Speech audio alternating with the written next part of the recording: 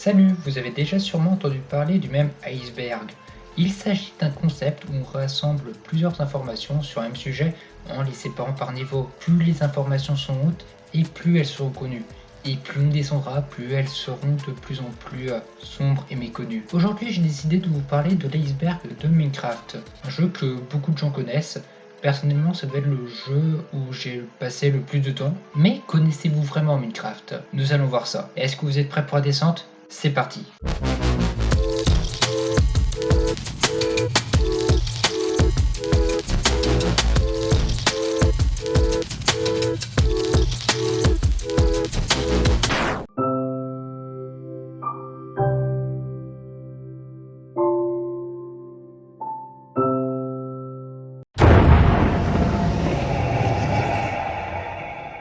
Dans le jeu, vous pouvez modifier certains mobs si vous les renommez par ces noms-là avec des name tags. Renommez un mob Dinnerbone et le mob sera à l'envers. Si vous renommez un mouton Jeb, sa laine se mettra à changer de couleur. Et en renommant un lapin Toast, celui-ci changera d'apparence.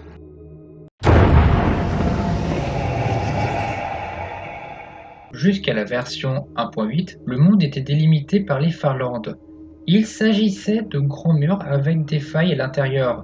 Il était toutefois déconseillé de s'y aventurer car le jeu se mettait à laguer une fois à l'intérieur à cause de la grande quantité de blocs.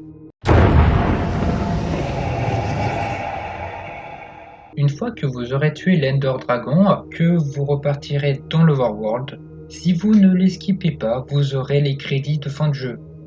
Mais vous n'aurez pas directement les noms des développeurs. Vous pourrez lire un dialogue de deux personnes qui résume votre aventure en vous qualifiant comme un héros. Dans le monde tutoriel de la version Xbox, il était possible de trouver un portail du Nether caché dans la map. Il se trouvait dans une des lettres du logo qui était build sur la map. And as you can see, there's stuff over there that you guys can go do. That's the other side of the sign. And once you get to the Nether, it's right here. Il s'agit sûrement de la creepypasta la plus connue sur le jeu. Tout commence lorsqu'un joueur publia cette photo, où l'on pouvait voir un joueur avec un skin de base et des yeux blancs. D'après la légende, il s'agirait du frère de Nush, le créateur du jeu, qui entrait Minecraft. Suite à cette légende, la communauté a créé des maps, des plugins, des courts-métrages, des animations en mettant en scène Herobrine.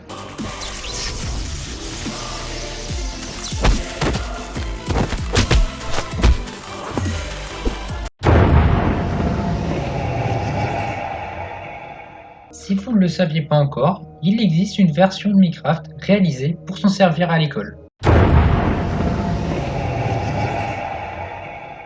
Le jeu comporte différents CD qu'on peut écouter à l'aide d'un jukebox, mais l'un d'eux est différent, il est cassé et ne joue pas de mélodie.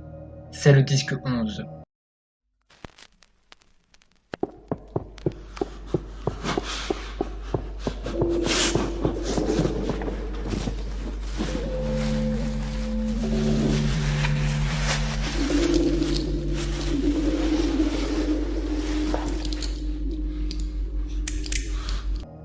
Il s'agit d'un enregistrement où on entend des bruits de quelqu'un qui essaye de faire quelque chose, mais on ne sait pas quoi.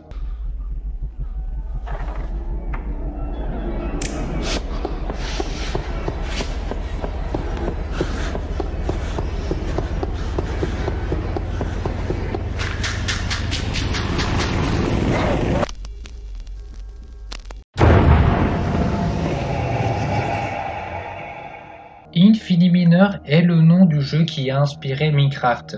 Il a été publié en 2009. Le jeu se passait dans un monde entièrement destructible et constitué de blocs. Le but était de ramener le plus de minerais à la base, mais les joueurs ont trouvé ça plus amusant de build des choses. Le créateur abandonna le développement de son jeu qui a disparu petit à petit avec l'arrivée de Minecraft. Si ce n'était pas le cas avant, maintenant vous avez sûrement compris le principe de l'iceberg. À présent, nous allons mettre la tête sous l'eau et passer dans les eaux claires.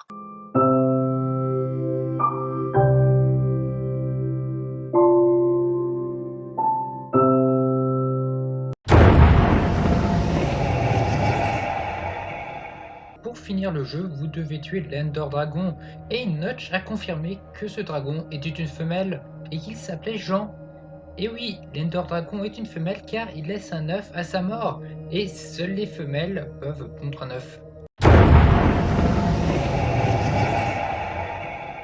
Si vous minez suffisamment profond, vous trouverez des blocs incassables servant à délimiter le monde et le Void. Le Void est un espace vide qui peut être mortel si on tombe dedans. Il y a une probabilité assez faible que lorsque vous lancez le jeu, le E et le C du logo Minecraft sur l'écran d'accueil soient inversés et écrivent Minecraft.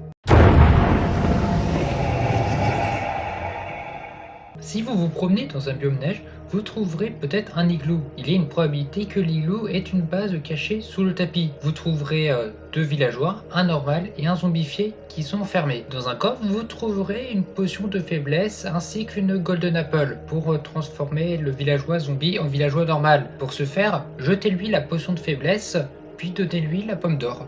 Et attendez un petit peu et à un moment il va se transformer. Certains mobs peuvent se transformer quand ils se prennent la foudre. Le villageois se transformera en sorcière, le cochon se transformera en pigman et le creeper se transformera en creeper chargé, soit un creeper plus puissant.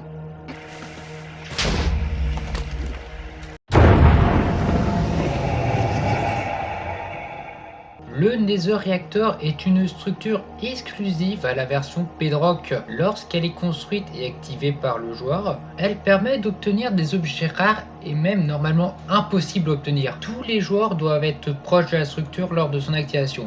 Elle doit être placée entre la couche 4 et 96, mais malheureusement cette structure a été supprimée avec l'ajout du vrai Nether.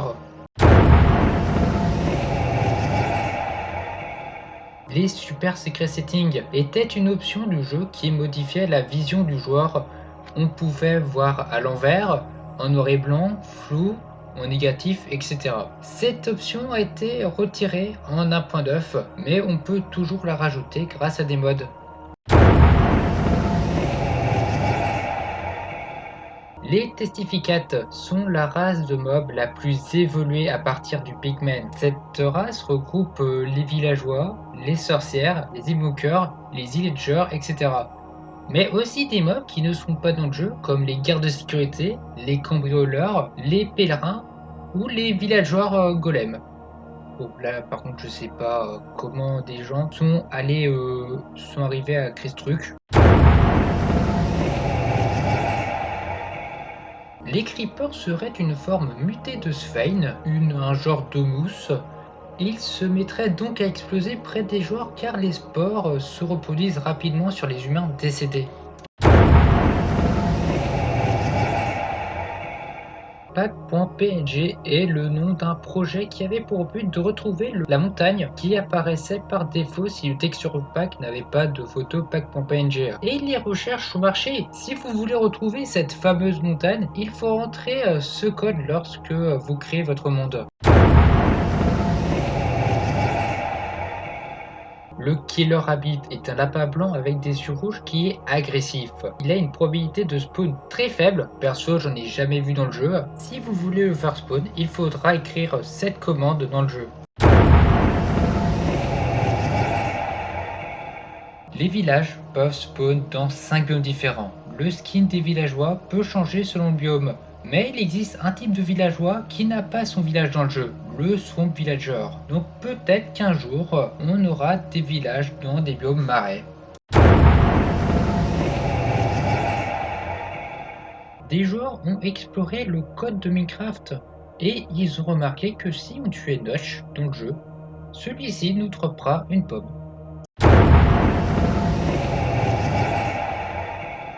Tout comme pack.png, des membres de la communauté ont cherché le monde qu'on voyait au fond de l'écran d'accueil. Et pour jouer dessus, il faudra générer cette fois-ci le monde avec ce code-là.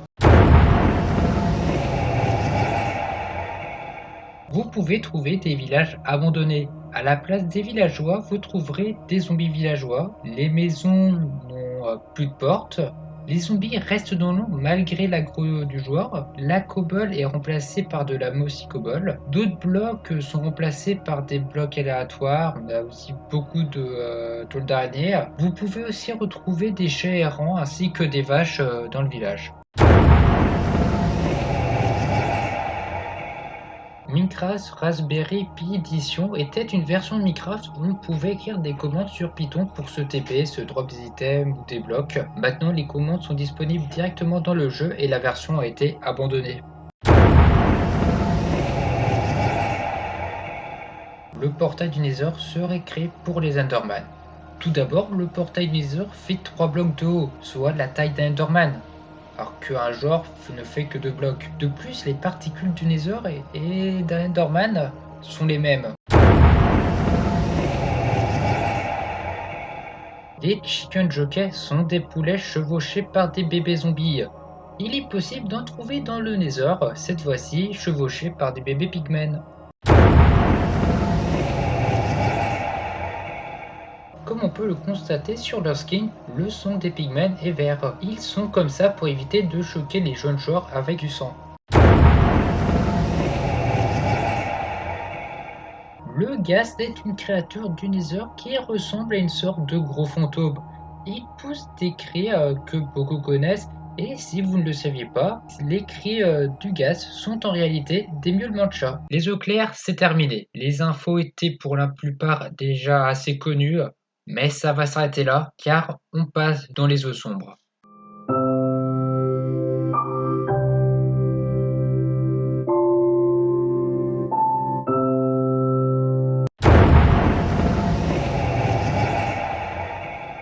Pour rappel, Notch est le créateur de Minecraft. Comme un bon nombre de personnes, il possède un compte Twitter. Et il est du genre à poster un peu tout ce qu'il pense, comme des avis racistes qui ont fait un peu polémique. Une théorie dit que les mobs sont hermaphrodites. En gros, ils sont à la fois des mâles et des femelles. On le constate en reproduisant des créatures. Les animaux peuvent se reproduire avec n'importe quel autre animal, comme si leur sexe n'avait aucune importance. Dans Minecraft, il existe un mode que vous ne verrez jamais en Vanilla. Il s'agit d'un zombie géant. Vous pouvez le faire spawn via la commande /summon géant, mais ne vous inquiétez pas, ce mob est inoffensif. Pour une raison inconnue, les creepers craignent les chats, donc vous pouvez vous protéger des creepers en apprivoisant des chats.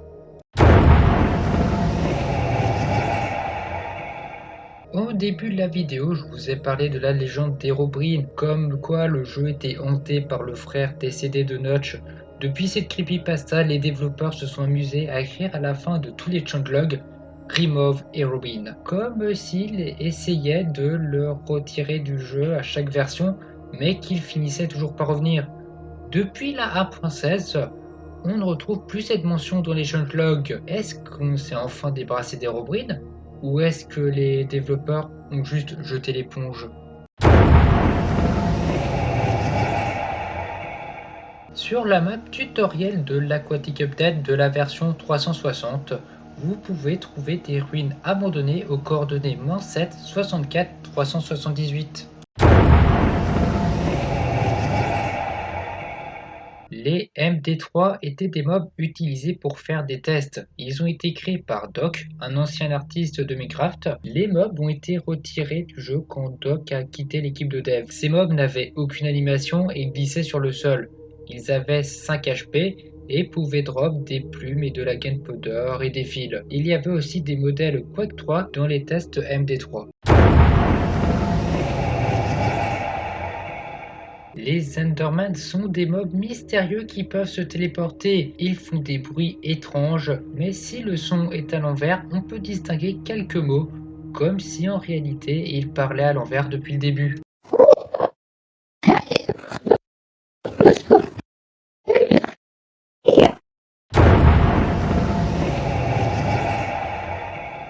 La dimension de l'End serait en réalité une météorite. Tout d'abord, la texture du portail de l'End. Elle ressemble beaucoup à l'espace. Ensuite, l'Endstone, elle ressemble beaucoup à une météorite ou même à la Lune. De plus, l'endroit où on tue l'Ender Dragon est entièrement entouré du Void. Et pour finir, dès que l'Ender Dragon sera vaincu, nous aurons accès au reste de l'End avec plein d'autres îles différentes, comme si nous étions dans une ceinture d'astéroïdes. Si vous êtes fan de Pokémon, vous connaissez sûrement le Pokémon Missigno. C'était un Pokémon bug qui servait à combler les espaces vides de Pokémon. Quand vous démarrez Minecraft, vous trouverez à côté du logo un texte aléatoire appelé Splash. Si dans les dossiers du jeu, vous supprimez les lignes du dossier Splash, le seul message qui s'affichera sera Missigno.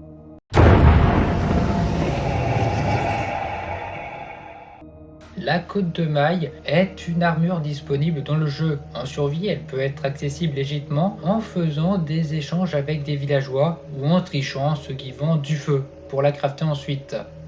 Bon, depuis l'ajout des chaînes, on peut la crafter avec des chaînes, mais cette armure est accessible avec des items impossibles à avoir, car d'après Notch, cette armure avait du mal à s'intégrer dans le jeu.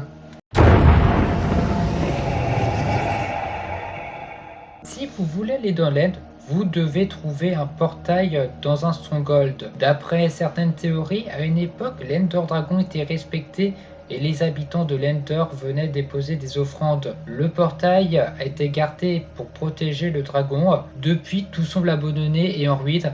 On peut même retrouver quelques traces d'une ancienne occupation grâce aux items disponibles dans les coffres.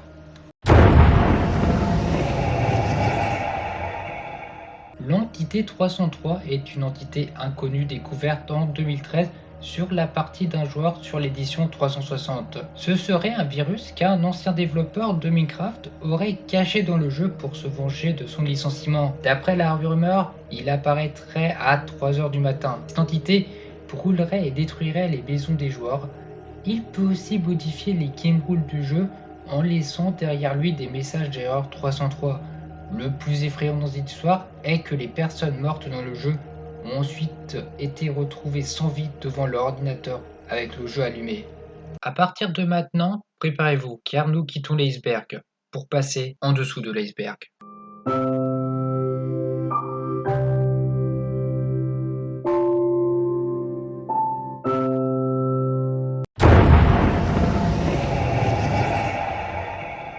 Les Endermen seraient des humains qui se seraient perdus dans les Farlands. Ils se seraient mis à tuer par folie. Les distorsions des Farlands les auraient changés physiquement. Elles leur auraient aussi fait attraper une maladie qui leur ont brûlé la peau et modifié leur vue. D'après certaines théories, les pommes d'or pourraient les guérir. La PC Gamer Demo est une démo gratuite de la version 1.3 distribuée par le site PC Gamer qui permettrait de jouer en solo pendant 100 minutes. Au spawn, derrière un panneau, vous pouvez trouver un coffre avec 22 de gunpowder. On pouvait voir dans le ciel le logo PC Gamer, les vaches étaient peintes du logo et l'écran d'accueil était modifié. Chaque année, pour le 1er avril, Mojang organise un événement sur Minecraft. Parmi ces poinçons d'avril, on retrouve la snapshot 20W14 Infinite qui a rajouté plus de 2 milliards de dimensions. Parmi elles se trouvait la lama dimension. On y trouvait une chambre avec des lamas et un portail. Derrière ce portail se trouvait un coffre avec à l'intérieur un livre où le développeur a écrit Nothing to solve, ou en français, il n'y a rien à résoudre.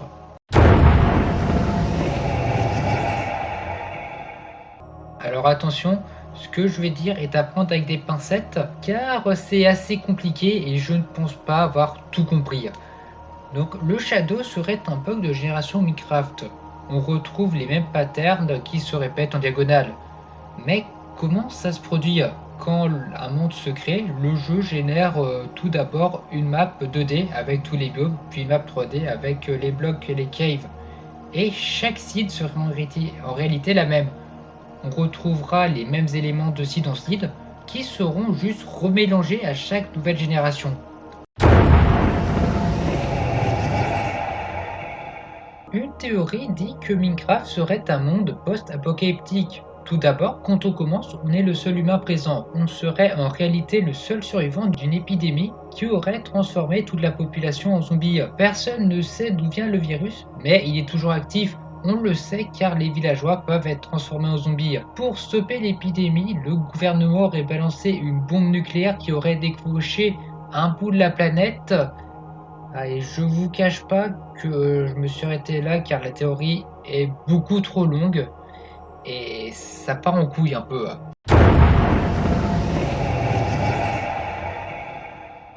Un spectrogramme est la représentation du spectre du son et celui du disque 11 est un peu particulier.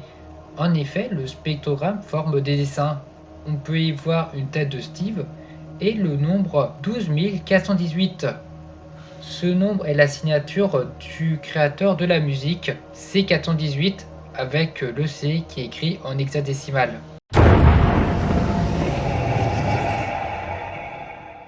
Les pyramides de briques sont la première structure du jeu. Elles étaient composées uniquement de briques car c'était le seul moyen d'obtenir ce bloc.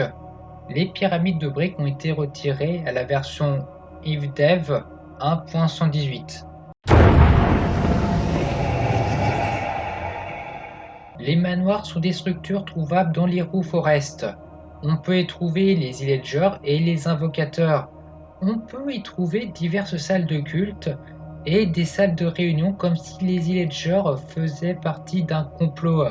De plus, les invocateurs peuvent invoquer des Vex et ils pourraient être responsables du spawn des mobs hostiles. Ruby Dung est le premier jeu que Notch a créé. On y retrouve les blocs d'herbe et de cobble qui ont été repris dans le jeu, et ce jeu a servi d'inspiration à Minecraft.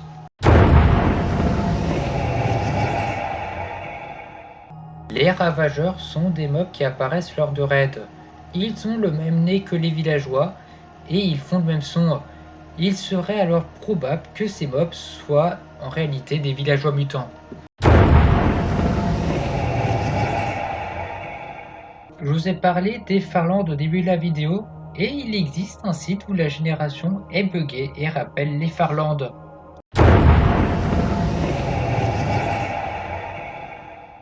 Les monolithes sont des bugs de génération trouvables dans les versions alpha de Minecraft. Ce bug génère un terrain abrupt jusqu'aux limites de hauteur du jeu. Si vous avez déjà miné avec les sons ambiants du jeu, vous devez sûrement savoir aussi bien que moi que ces sons sont terrifiants. Sinon, voici une petite compile.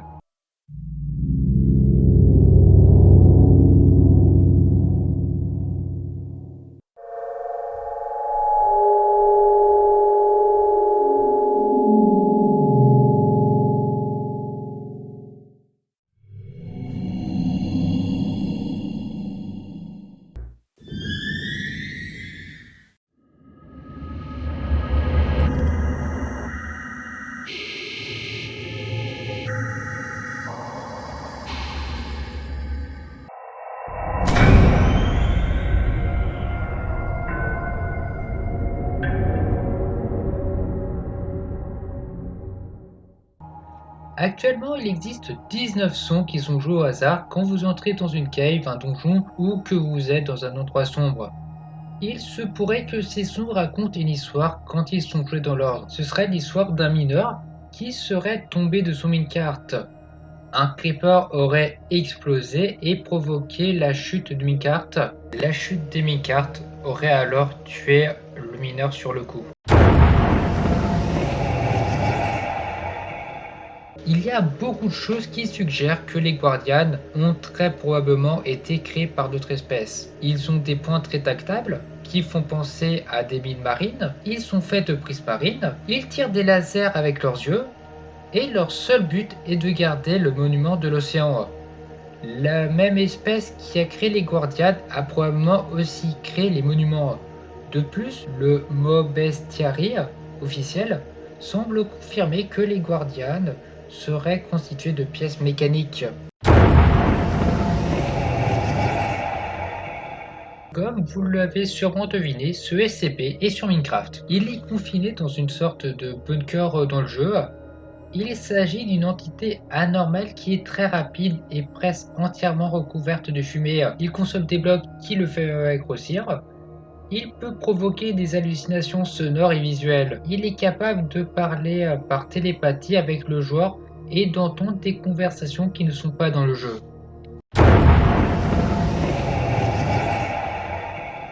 Quand je vous ai parlé des basements dans les igloos, je vous ai révélé comment transformer les zombies villageois en villageois normaux.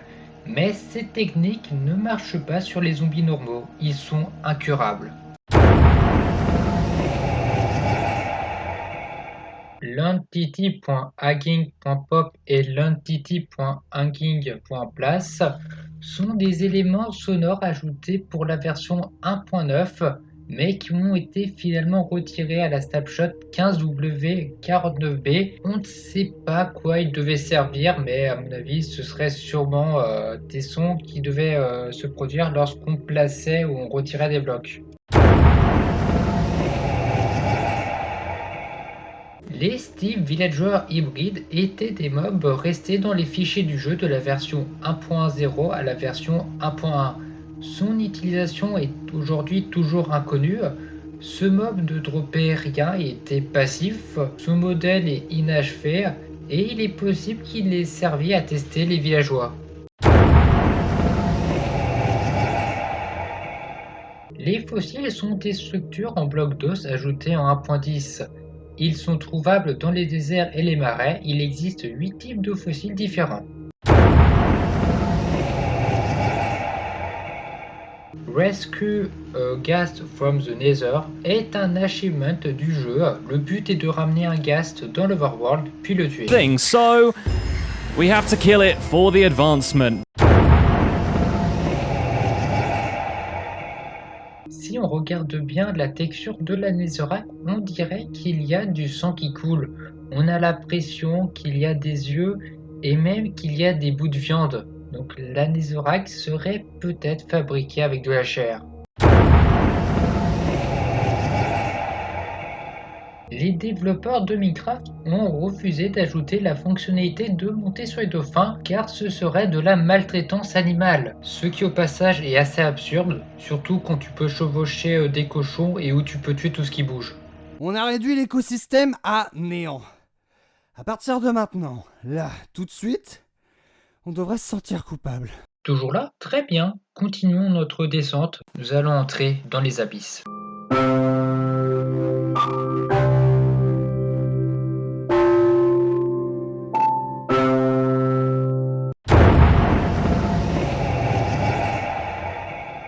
Tous les comptes Minecraft sont censés avoir un pseudonyme. Et pourtant, il existait 72 comptes Minecraft différents avec le pseudo Daka. Mais depuis, les comptes ont été supprimés.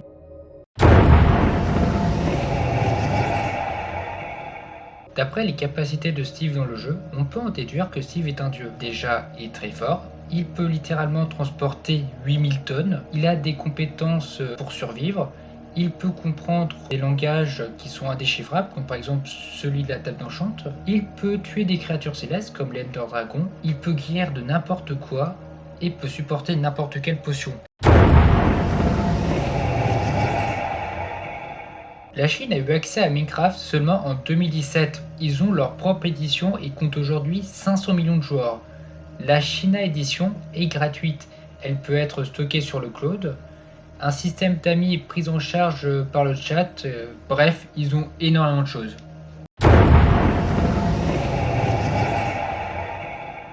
Lorsque la Snapshot Infinite est sortie pour le 1er avril, 42 dimensions sur 43 ont été identifiées et les joueurs ont cherché cette 43e dimension et ils sont tombés là-dessus.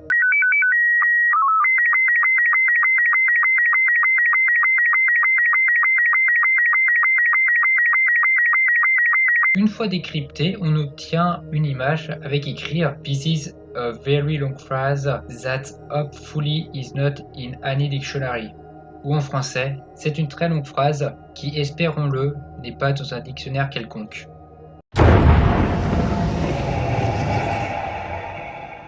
D'après certaines théories, les citrouilles auraient une âme, et ce serait la raison pour laquelle les Jack-o'-lanternes font de la lumière. Des théories disent que les Pillagers et les Illagers seraient devenus tellement avides d'émeraudes qu'ils en seraient devenus fous et qu'ils s'entretueraient. Les Vex sont des mobs hostiles que les invocateurs utilisent pour nous attaquer, et si on les regarde bien, ils ressemblent à des joueurs et ils font des whiffs automatiques. Donc peut-être que les Vex étaient des joueurs morts qui sont maintenant perdus. D'après des théories, la table d'enchant pourrait venir du futur, et en effet, quand on essaye d'enchanter un objet, un texte inconnu s'affiche. Il est impossible de le déchiffrer et on ne le retrouve nulle part dans le jeu.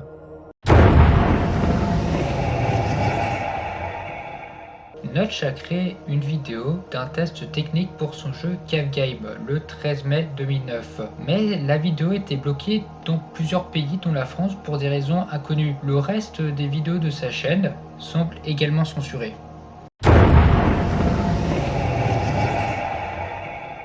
Même si le but d'un mineshaft est bien l'exploration minière, ces structures semblent ignorer complètement les minerais qui les entourent.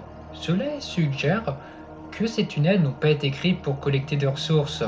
Ils peuvent avoir été utilisés pour le transport, ou peut-être pour se cacher rapidement d'un danger inconnu à la surface. D'ailleurs, presque tous les mineshafts sont vides. Le Wither actuel est formé avec seulement quelques blocs de sous-le-sand et 3 crânes de Wither squelette. Cela ne semble vraiment pas grand chose pour invoquer ce qui apparemment est une entité incroyablement puissante. Sans parler du fait que le Wither n'est qu'un torse flottant sans aucun membre, Steve ne connaît probablement pas la bonne façon d'invoquer le Wither parfait et s'éloigne plutôt de ce que le vrai Wither représente. Bien que ce ne soit pas canon, le principal antagoniste de Minecraft Story Mode saison 1 était le Wither Storm, une version beaucoup plus forte de Wither invoqué avec un bloc de commande au milieu de la sous-le-sand. Nous approchons de la fin. À partir de maintenant, plus aucun retour à la surface n'est possible. Nous entrons dans le Void.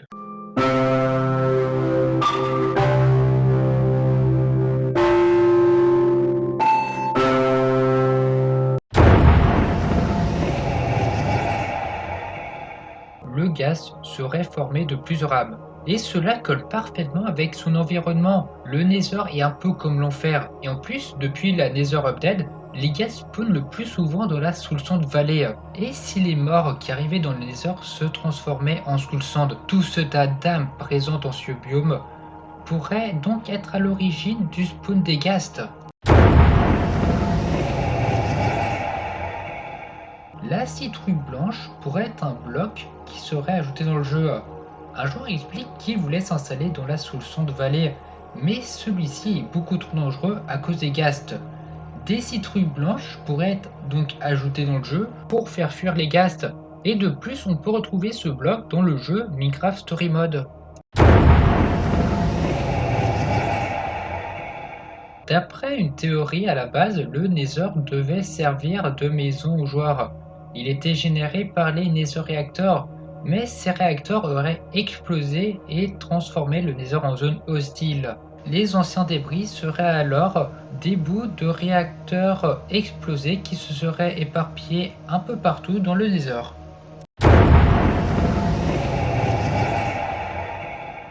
Revoyons le principe du beacon. Quand on le place sur une pyramide de blocs de minerais, on peut obtenir un effet positif grâce à un minerai. Et si en réalité nous faisions une offrande aux âmes pour qu'elles puissent nous aider. De plus, pour fabriquer ce bloc, il faut une Nether Star, ce qui est compatible au cœur d'un Wither. Le rayon de son centre serait alors les âmes créées par le beacon afin de nous aider.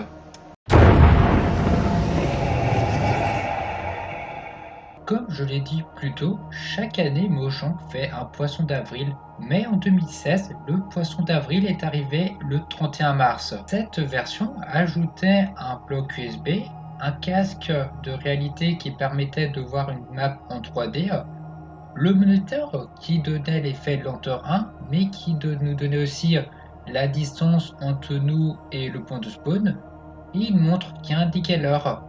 Mais ça ne s'arrête pas là. Des rumeurs disent que cette snapshot était un moyen expérimental de tester la collecte de données sur les joueurs, ainsi que d'autres fonctionnalités avec des méthodes cryptées.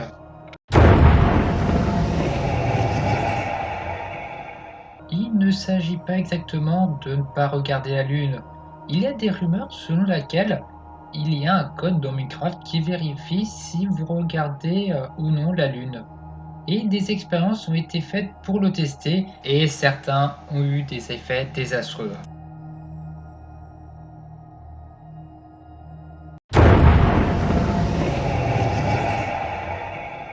Tout depuis le début n'était qu'un rêve que notre personnage est en train de faire. Tout d'abord, Steve peut porter des charges que aucun humain pourrait transporter. Ensuite, certains éléments dans le monde n'ont pas de sens. Pourquoi le sable et les enclumes subissent la gravité, mais les arbres peuvent flotter dans les airs? Et pourquoi on ne peut pas dire que Steve dort tout simplement? Dans le jeu, les bruits des grottes seraient en réalité les signes de la tumeur qui se développe petit à petit dans le cerveau de Steve. Les mobs seraient alors la personnification de la maladie de Steve. Plus on avance et plus les mobs sont forts, jusqu'à arriver à l'Ender Dragon qui représente la mort. On se retrouve dans la dimension de l'End, car c'est ici que l'aventure de Steve va s'arrêter. C'est ici qu'il va mourir. Mais Steve arrive à combattre sa maladie et arrive à se réveiller. Les dernières lignes des crédits nous disent « Et le joueur rêvait à nouveau, rêvait mieux. Et le joueur était l'univers, et le joueur était l'amour. Tu es le joueur, lève-toi. » Steve est l'univers car tout Minecraft est dans sa tête. C'est la personnalisation de son combat contre le coma. Les monstres sont la peur du virus. Steve est dans le coma et on doit le réveiller.